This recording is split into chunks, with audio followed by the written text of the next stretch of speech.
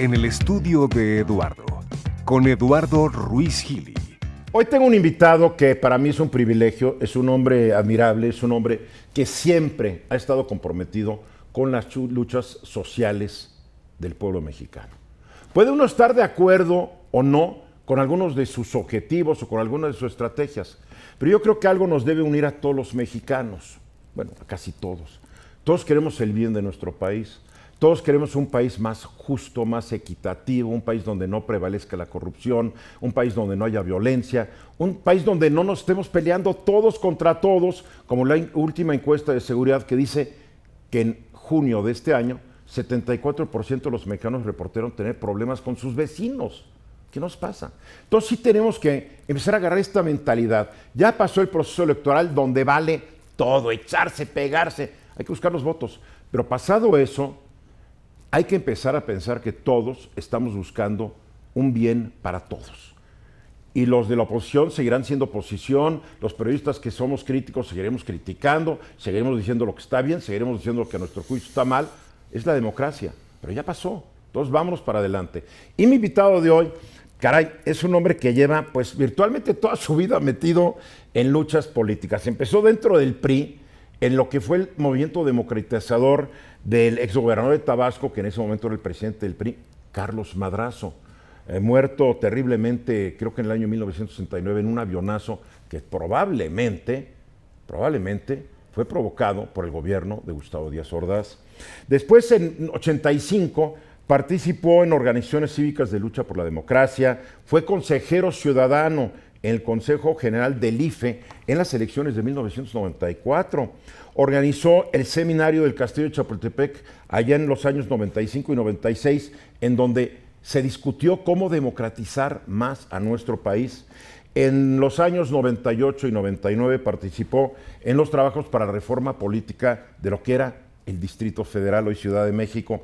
Fue secretario de Gobierno del Distrito Federal durante la administración de Andrés Manuel López Obrador, fue diputado federal externo por el PRD en 2003, presidente de la Comisión del Distrito Federal en la Cámara de Diputados de 2003 a 2006, formó parte de la Coordinadora Nacional de Resistencia Civil contra el desafuero de Andrés Manuel en 2005, fue responsable del movimiento Regeneración Nacional, Morena, y hay que hablar de Morena, no es un partido como la gente está pensando que es un partido, es todo un movimiento social. En el estado de Puebla de 2007 a 2012, ahora es representante propietario por el partido Morena en el Instituto Electoral de la Ciudad de México, autor de varios libros, La democracia que viene, ahí en el 90, Reflexiones privadas, Testimonios públicos en 96, el más reciente, AMLO, con los pies en la tierra, que aquí lo tengo, y vale la pena... adores, detestes, apoyes, no apoyes a López Obrador, ponte a leer sobre él, porque es el presidente electo del país. José Agustín Ortiz Pinchetti. Casi nunca doy una presentación tan larga, pero tu lucha ha sido larga. Gracias, Eduardo. Sí, 50 años. Qué 50 bárbaro. años desde el movimiento de don Carlos Madrazo, que era dentro del PRI un intento de democratización del país desde el PRI. Que tuvieron que pasar cuántos años, ¿verdad? Sí, pues Y el más PRI no de- cambió. ¿No? ¿Por Sí, qué te metiste a estas cosas? por simple vocación, probablemente conectada con algo espiritual, fíjate. A mí me educaron en el cristianismo, estudié en un colegio jesuita, donde los jesuitas... Eso ya empieza a explicar mucho. Sí. Y yo he reflexionado, bueno, ¿por qué estoy en estas? Entonces me imbuyeron una conciencia social que no llegó a la mayoría de mis compañeros. Y yo creo que por ahí está el origen, porque no puedo pensar otra cosa. No tuve influencia del marxismo, no tuve influencia de ningún movimiento radical. Mi familia era conservadora. ¿Tus abuelos? ¿Algún Nadie. pariente revolucionario? ¿Algún masón por ahí? Sí, sí. Probablemente mi abuelo paterno, que fue amigo de Obregón y compañero en sus luchas, haya tenido esas características, ser un liberal o ser un reformista o un revolucionario, aunque era un hombre realmente acomodado. Quizás por ahí, pero no me llegó a mí esa influencia Sí, claro, directamente. claro. Ahora, ¿fue difícil? ¿Sufriste? ¿Te afectó tu vida? No. Bueno, yo pude compatibilizar esta vocación con mi práctica de derecho, me independicé, me fue muy bien y tenía las tardes ya libres para dedicarme a lo que quisiera. Ajá. Qué Entonces, privilegio, sí, en lugar de ir a aprender golf, me metí en esto por vocación. Empezamos con pequeños grupos, observadores de elecciones, sobre todo a partir de 1989 por ahí. Que es cuando gana en Baja California Ernesto Rufo, Sí. el primer gobernador de oposición en 60 años. Sí, yo fui como corresponsal de la jornada a observar las elecciones de Rufo. Además eres fundador de la jornada, ¿no? Sí, Claro. sí. Y todavía asesor jurídico de la jornada. Bien. Pero fui a observar las elecciones y yo sentí una alegría del triunfo de Rufo, como si yo fuera partidario del PAN, que nunca fui. Sí. Regresé verdaderamente exultante y creí que se iban a abrir las puertas de la democracia y no. Fue una Varios democracia. creímos eso, ¿no? Sí, y yo Vimos que pensé que Salinas iba a ser lo suficientemente talentoso, que era el inteligentísimo, para ser él el que abriera, como se lo aconsejaba Manuel Camacho. Pero oyó otras voces y prefirió una democracia selectiva. Muy bien con el PAN, nada con la izquierda. Era la época del fin de la Unión Soviética y de Gorbachev, el primer presidente ruso, y el último premier, vamos a decir, de la Unión Soviética, hablando de la famosa perestroika y el glasnost, Sí. la apertura económica y la apertura política. Y aparentemente prevalecieron sobre Carlos Salinas, diciendo hay que abrir la economía, pero la política no. Sí, y lo dijo expresamente. Vamos a tener una perestroika, pero no una glasnost. Qué terrible, ¿no? Creo que es un error histórico de Salinas. Imagínate cómo sería Salinas, no, Hombre, y ahorita sería no se puede. un monumento. Y ahorita no se puede parar en ningún lado sin que Así alguien le es, diga algo, ¿no? sí. Porque además no abrió la política y abrió mal la economía. Yo siempre me opuse a la manera en que se negoció el Tratado de Libre Comercio, porque fue criminal cómo mandaron a la guillotina a industrias completitas. Sí, que no sé cómo se disciplinaron, ¿eh? Pues no les queda de otra, porque el presidente Salinas fue duro. ¿Cuántos gobernadores removió? 16. La mitad de los gobernadores del país los removió. Sí, era un hombre de puño duro. Muy Sí. listo, como tú dices, era muy inteligente. Muy inteligente, pero le faltó el talento que tienen los estadistas para ver a una generación. ¿Será que le faltó entender más al pueblo de México en vista de que él era el junior de quien había sido un secretario de Industria y Comercio, como se llamaba en aquella época, creo que en el gobierno de López Mateos, y tuvo una niñez privilegiada? ¿Tú sabes cómo le decían a él y a sus hermanos? Sí, los toficos. Los toficos, Porque en esa época, qué ricos. Qué ricos, porque había una marca de chiclosos, Sí. parte de la industria dulcera que el TLC mató, que eran los toficos, así les decían. Sí. Porque en la época que estaba prohibida la entrada de coches extranjeros, todo, decisión de su papi, pues él y su hermano llegaban en Volvos. ¿Será Así es. eso que influyó y como que sentía cierto desprecio a las mayorías porque era parte de esta minoría privilegiada? Probablemente, pero tampoco fue un hombre que de origen tuviera una visión conservadora, más bien tendía un poco a la izquierda. Y Bueno, yo su hermano Raúl. Sí, bueno, sí, pero eso ya es la degeneración de un hombre. Yo veo como una descomposición de un hombre muy inteligente la historia de Salinas. ¿El poder lo corrompió? ¿El Yo poder creo lo que sí, transformó?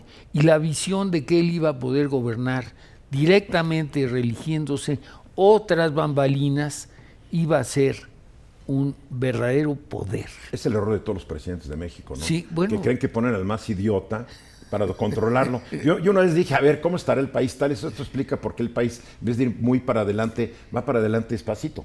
Porque cada presidente desde Calles quiso poner al más idiota. Entonces una serie de ir poniendo al más idiota. Pues ¿dónde estamos, no? Así Puede es. ser, ¿no? Pero fíjate que hay otros presidentes que resolvieron bien su sucesión, como don Adolfo Ruiz Cortines. Ah, bueno. Qué presidente, Qué ¿eh? tipazo. Qué tipazo. Yo lo Todos- conocí. Fue el primer ¿Ah, sí? presidente que conocí siendo yo un niño. Un niño. Me dijeron ser presidente. Pues mucho gusto. Yo ni sabía que era el presidente. Y lo guardo en mi memoria. Adolfo Yo el Viejo. sí, el viejo sabio, que en alguna forma ha reencarnado en Andrés. Con José Agustín Ortiz Pinchetti, mi invitado esta noche. Lean su libro. Ya está a la venta. Entiendan quién es este personaje desde el punto de vista de un hombre que lo conoce muy bien y que obviamente le va a él. ¿Algún defecto en López Obrador cuando...? Sí. Porque alguien va a decir, hay puras virtudes y aquí. Sí, Yo lo no. leí, sí, eres crítico, es un libro Sí. crítico. Fíjate que él dice que es muy difícil, y tiene razón, ser enteramente objetivo cuando eres amigo de la figura que estás analizando. Pero sí, yo le reconozco un defecto que es una enorme virtud, que es la terquedad. Bueno, imagínate, le robaron la elección de Tabasco en el 88. En el 94, de vuelta, le robaron la elección. Curiosamente, el hijo del que iba a ser el gran reformador PRI. que acabó Exactamente, siendo don Carlos. uno de los peores priistas del mundo, Roberto Madrazo. Perdió la elección del 2006 de una manera, pues, difícil, poco explicada. Yo creo que el PRI ayudó a que ganara Calderón, ¿verdad? En 2012 no objetó su derrota porque la ventaja fue amplia de Peña Nieto. Y a su a su sexta elección gana la presidencia, porque no hay que olvidar que sí había ganado en el 2000 el gobierno de la Ciudad de México. Digo, ¿eso es terquedad? ¿Es terquedad, es obstinación o es sentido del destino y de la misión? ¿Qué será? Sí, y yo pienso que Andrés nunca ha perdido la confianza en sí mismo. Y como dice él, cayéndose y levantándose, yo después de las derrotas de 2006 y 2012 me sentí muy abatido. Pero Andrés estaba completo, perfectamente claro. Nos elevaba a sus amigos después de las derrotas. Y él inmediatamente después se ponía a trabajar. Y hay una cosa que le va a reconocer la historia. Es la primera vez que se logra un cambio profundo. Vamos a ver en qué termina. Pero hay un cambio profundo sin derramamiento de sangre ni, Correcto. ni destrucción. En la historia del En la país. historia de México. Él dice las famosas transformaciones, tiene razón. La independencia fue una guerra terrible. Terrible, de 10 11 años matándonos. Sí. Y después la guerra de la Reforma. Fue 3 años, pero nos matamos Sí. para dar ejemplo al mundo. Así es de es. las guerras poco estudiadas por los mexicanos. 3 años de una matazón y de una hambruna. El país se paró, todos contra todos, para que llegaran después los franceses, con el austríaco. Terrible. ¿no? Y Terrible. después la revolución, pues casi no Otra. hay que hablar de eso. Otra. 1 millón de muertos. Entonces, esto, porque no solo ha surgido un gran líder, yo creo que es un gran líder, Esta es la elección que lo demuestra, ¿no? así es, sino también un hombre pacifista y fuerte, porque Madero fue un hombre pacifista y legalista que finalmente desencadenó una guerra. Imagínate Sí, que si no. pero él era de una naturaleza moral, recto, pero por desgracia no tenía la energía y la fuerza que era necesario para disciplinar a los rebeldes contrarrevolucionarios. Y eso Ahora, le costó la vida a él y a le costó. nosotros una revolución. Y la falta tal vez de experiencia, ¿no? Porque haber reconfirmado Madero a Victoriano Huerta, después de que Huerta ya le había hecho una, ya como que Y los perdonaba. perdonaba, digo, Sí. no, en esa época de gran violencia, el perdón era o el paredón Sí. o el exilio, ¿no? Ya no es como En el hoy que mejor son más de los civilizados, casos, sí. te mandan a la banca, ¿no? Sí. Pero pensando en Andrés, yo conocí a Andrés en 95, cuando llegó con sus cajas a la Ciudad de México. En el próximo número de mi revista Ruiz Gili Times hablo de las razones de mi distanciamiento con López Obrador. Pero yo me acuerdo cuando hace 23 años, también pues, estábamos bastante más jóvenes, con el pelo negro todavía Andrés Manuel, llegó con sus cajas y yo, pese a que no me dejaron, pero lo hice, ahí en una cadena de televisión MBS, Lo llevé al programa con sus cajas, porque yo estaba convencido que le habían robado la elección. Ya desde entonces se veía como un tipo muy particular, con una misión. Entonces, ¿es terco o tiene la convicción de que él nació para cumplir una misión? Algunos han dicho que es mesiánico, creo que Krause le puso el mote, que es muy simpático, ¿no? El Mesías tropical. ¿Qué es? Porque no solamente la terquedad y la obstinación explican a López Obrador, Claro. porque su resistencia a la derrota, su resistencia a todo lo que está en contra de él, es realmente extrahumano. Sí. Otros se rinden. Yo creo que todos tenemos los defectos de nuestras virtudes y las virtudes de nuestros defectos. A ver, explícame eso. Sí, un hombre terco, por ejemplo, como Andrés, es a la vez perseverante, tenaz y infatigable. O sea que la palabra para describir un defecto se puede transformar en un sinónimo para así escribir es. la virtud. Así es. Si, por ejemplo, Andrés no hubiera tenido el triunfo tan claro en 2018, se hubiera visto su carrera como algo frustráneo y lo hubieran criticado de terco, de inflexible, pero ahora lo vemos consistente. Y como él mantiene su vida privada, bueno, la mantenía hasta hace poco muy privada, la ha abierto más, ahora ves las fotos de su hijito, de su esposa, pero él ha tenido una vida privada que creo que es muy apropiado. Sí. Lo privado. Pero tiene este sentido de misión, tú lo conoces. Sí. Yo hace muchos años que no hablo con él. Tiene este sentido del destino, de que yo nací porque tengo un destino. La verdad, los seres humanos nacemos, hacemos nuestras cosas y nos morimos. Pero hay seres humanos, que son los que generalmente marcan cambios en la historia, que tienen este sentido interno de que yo nací para algo muy trascendente. Yo creo que él tiene bien definido en lo interno que él tiene, vamos a decir, un propósito vital, que es la transformación del país. Se cree eso. No, y nos definitivamente. contamina a sus seguidores con la idea de que se puede transformar México.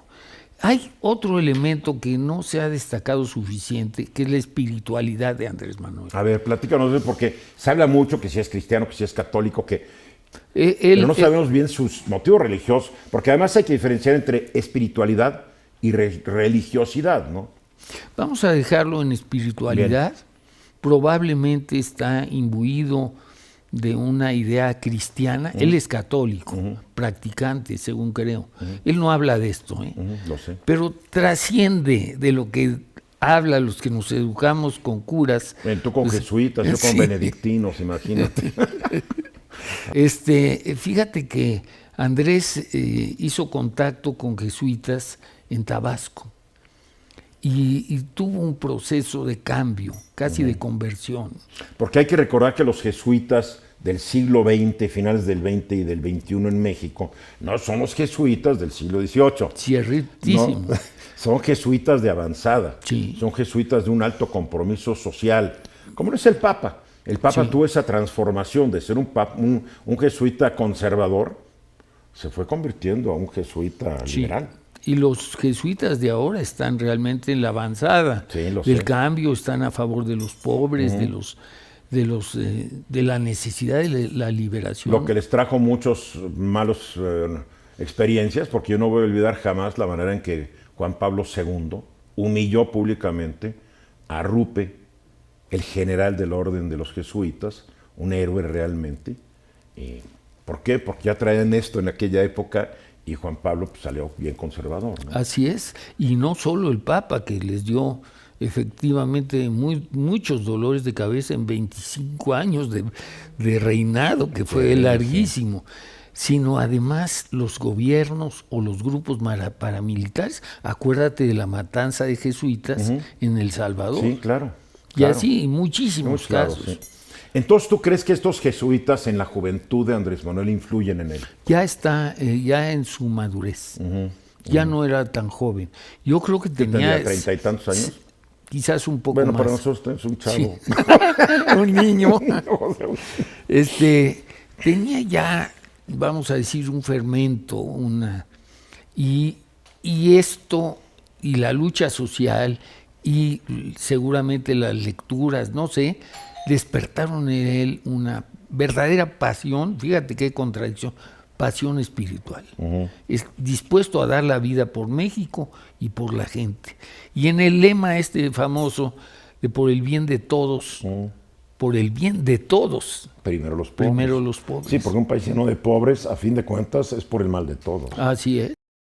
Ahora, hay mucha gente que tiene el temor, y todas estas preguntas, yo te lo hago porque tú lo conoces, de que Andrés Manuel, que además qué curioso fenómeno, ¿no? Como dijo una de mis expertas, Mónica Uribe, tal vez el primer caso de un presidente de México de quien hablemos por sus nombres de pila.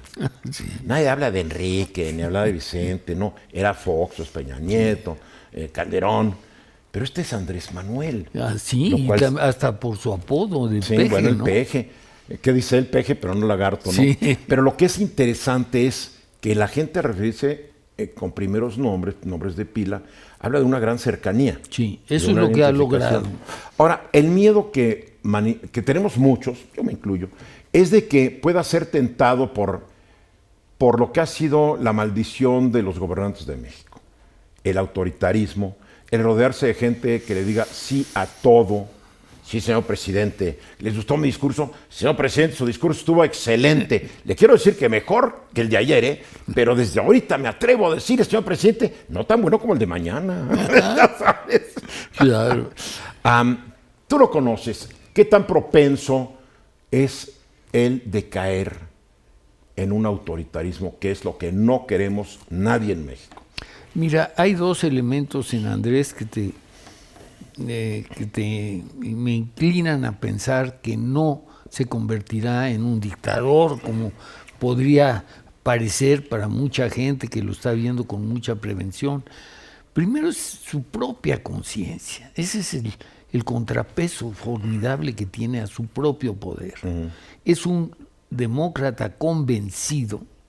Es un hombre que no admite la adulación, ni el chisme, ni la intriga. Y yo creo que es perfectamente consciente de su carisma. Sí, lo es. Y lo usa. O sea, porque una cosa es ser un presidente autoritario y otra cosa es ser un gobernante fuerte. Así es. Hay una gran es diferencia. Completamente distinto. Y hay un punto. ¿Por qué no volteamos a ver qué hizo en el Distrito Federal? ¿Cómo se comportó? No hubo una sola violación a los derechos humanos. No.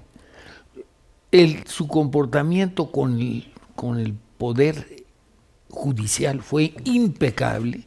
Nunca recomendó un amigo, nunca recomendó un negocio, y lo fueron a ver delante de mí, estuvieron presentes, porque yo era secretario de gobierno, un grupo de magistrados que eran de lo más representativo del Tribunal Superior, y le pidieron que él eligiera. Denos línea. Sí, ¿no? Exactamente. Y les dijo, no, de acuerdo con la ley, ustedes deben de... Es un poder paralelo. Claro. Así es, eso me consta. Sin embargo, algunos, yo entre ellos, hemos criticado sus famosas, ¿cómo se llamaban? Estas órdenes ejecutivas que dio para prohibir los bandos. Los bandos, que realmente fue por mis pistolas.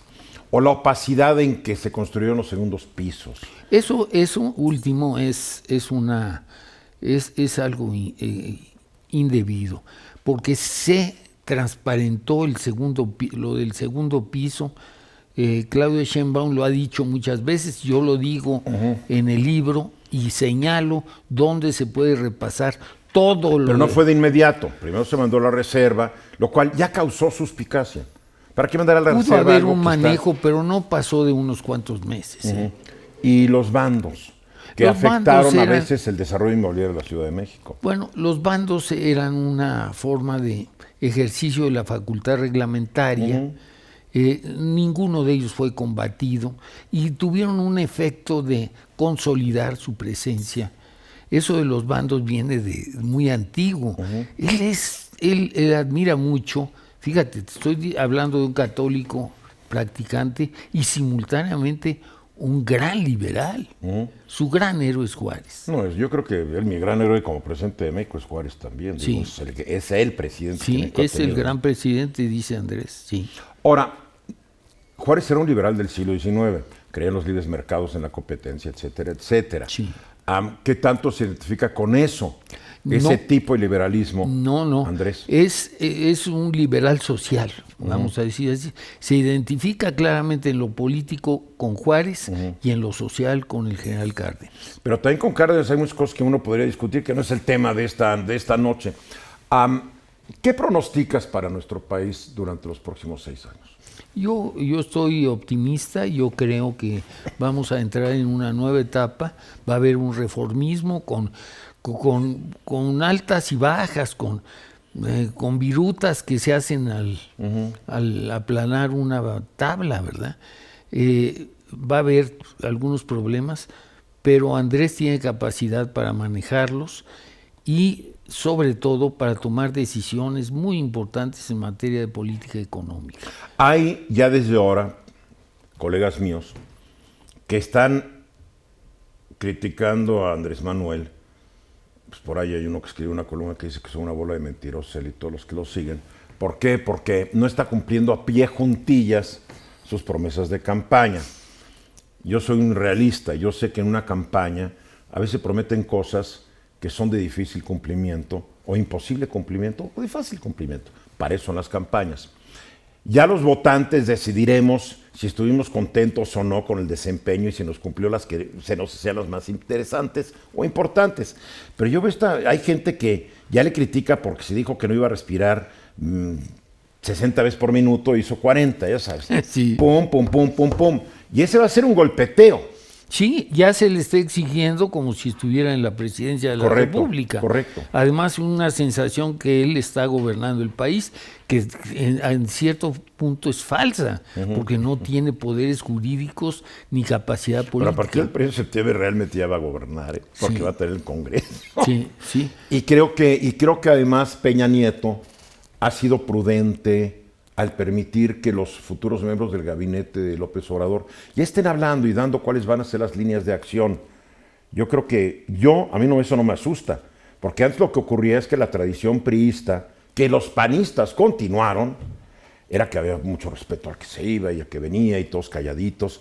Yo creo que esto es un rompimiento, es un rompimiento del sistema, que a muchos les da miedo, porque a veces obviamente el cambio conlleva incertidumbre. Y muchos están asustados. Así es. No, yo digo, qué divertido está esto, ¿no? Pero yo hasta digo, ojalá regrese con la bandera juarista, porque la que tenemos hoy es carrancista, ¿no?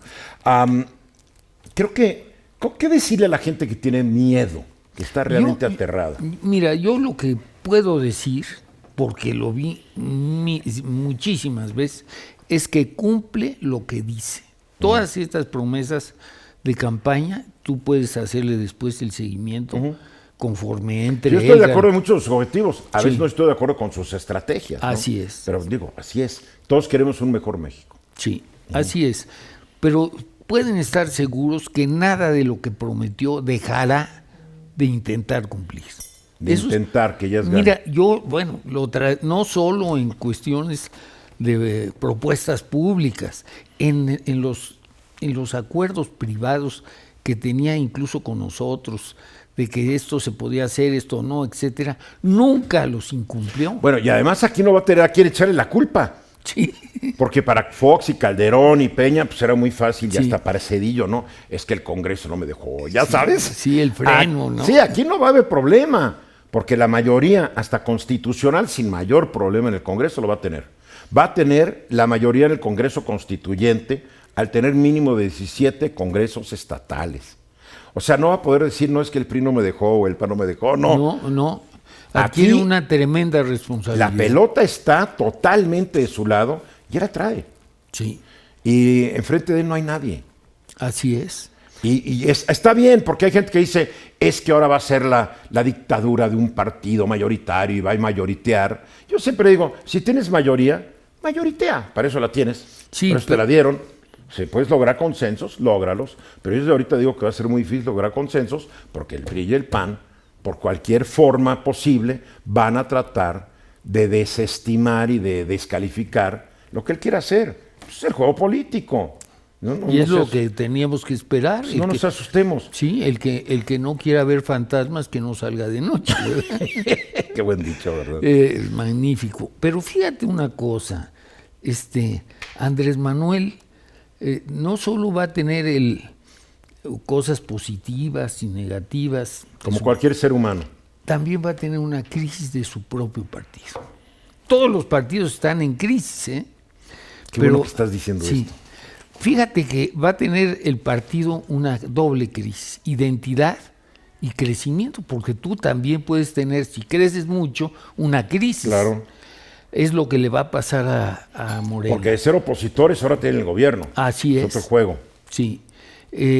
Pero además la mentalidad de gobernar y no de oponerse y no de criticar al gobierno. Ahora recibir las críticas. Ahora van a tener que asumir y procesar sus críticas. Pero hay otra cosa tremenda.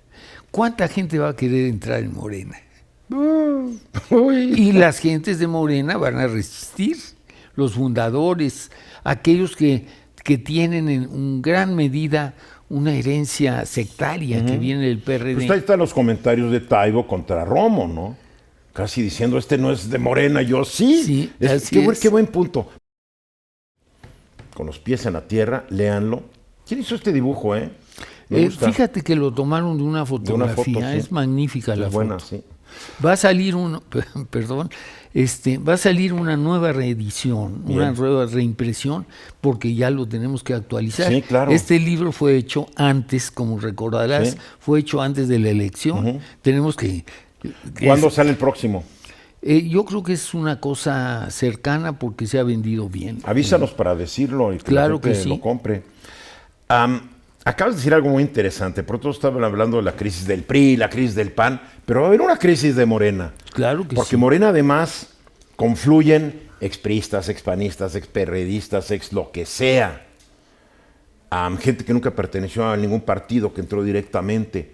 Cada quien con una visión particular, con una experiencia y una trayectoria diversas.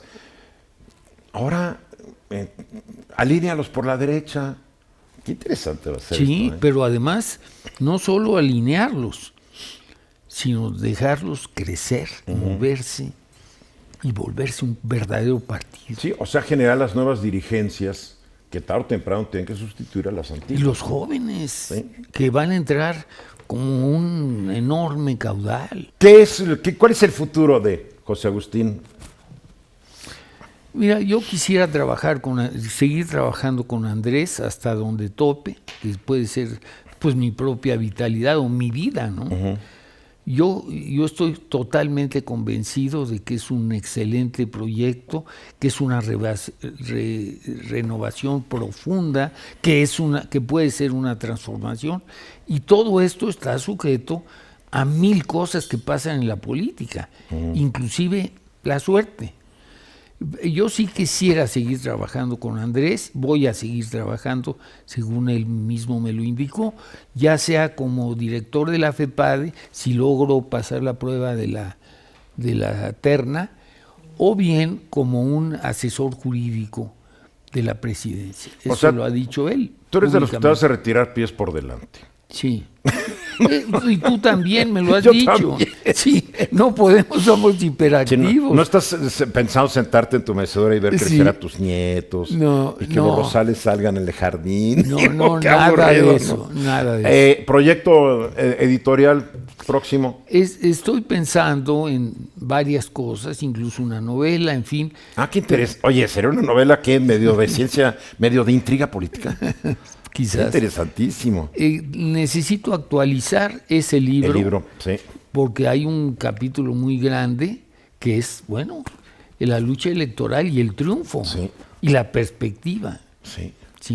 Sí, ese sería Es que es un mi capítulo proyecto. adicional. Sí, Realmente. Sí, Es un capítulo adicional. estamos, sí, porque el libro termina cuando él inicia la campaña electoral, pero después han venido muchísimos acontecimientos. Me gusta mucho el libro porque lo llenaste de muchas fotografías que mucha gente desconocería, y son las fotos del López Obrador joven, que parte de la ingratitud de la vida es que la gente se olvida que alguna vez fuiste muy chavito y estabas haciendo cosas, ¿no? La gente siempre se acuerda de tu última etapa en la vida.